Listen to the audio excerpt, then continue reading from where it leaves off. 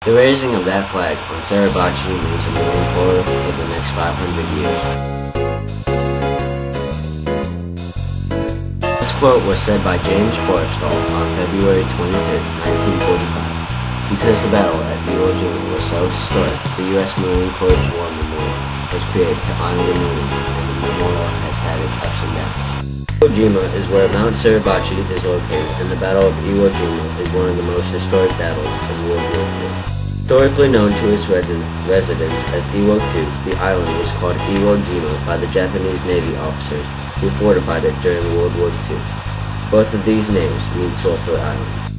In the war, Iwo Jima was the site of a Japanese air base. Iwo Jima was occupied by the U.S. until 1968 when it was returned to Japan.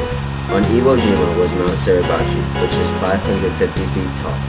Because of its gigantism, it dominated both possible landing areas on the southern tip of Iwo Jima. From this location, the Japanese soldiers could observe everything that approached them.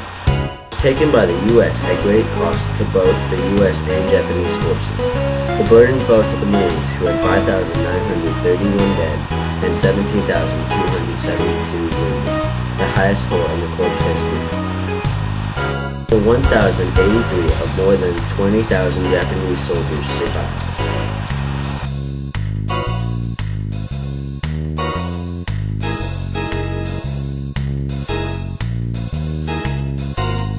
Three Marine divisions that made the assault. The divisions were the 3rd, 4th, and 5th.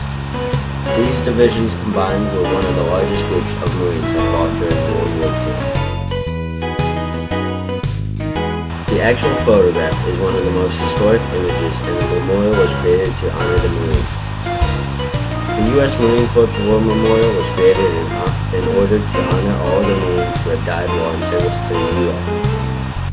The statue was made by a sculptor by the name of Felix W. de Weldon. The memorial is based on the picture of the Marines and the Navy medic on Mount Suribachi during 1945. The statue weighs 100 tons and is 70 feet tall in all. The statue features the soldiers who stand 6 times life size, or 32 feet tall, and holding the flagpole that is 60 feet long. After the statue had been constructed in plastic, it was then put into bronze, which took almost 3 years. The U.S. Marine Corps War Memorial is home to the world's largest bronze statue. President Dwight D. Eisenhower dedicated the memorial on November 10, 1954 in Washington, D.C. Many donations were made to help the construction, and $850,000 were collected. The memorial is located north of Arlington National Cemetery. The memorial has achieved quite a few accomplishments, as well as some hardships. In 1954, they received the honor for having the most recognizable memorial of any armed service.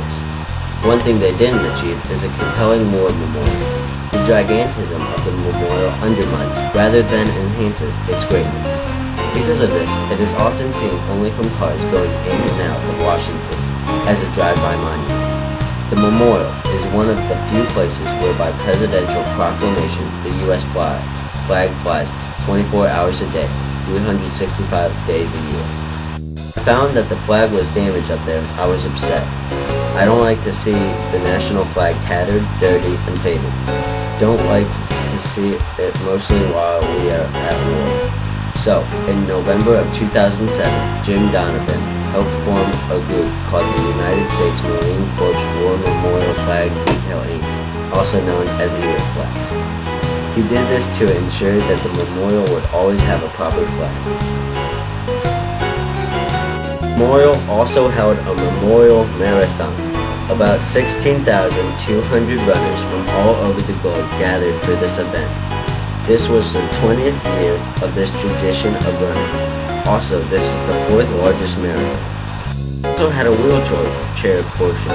This event was one of the more exciting portions.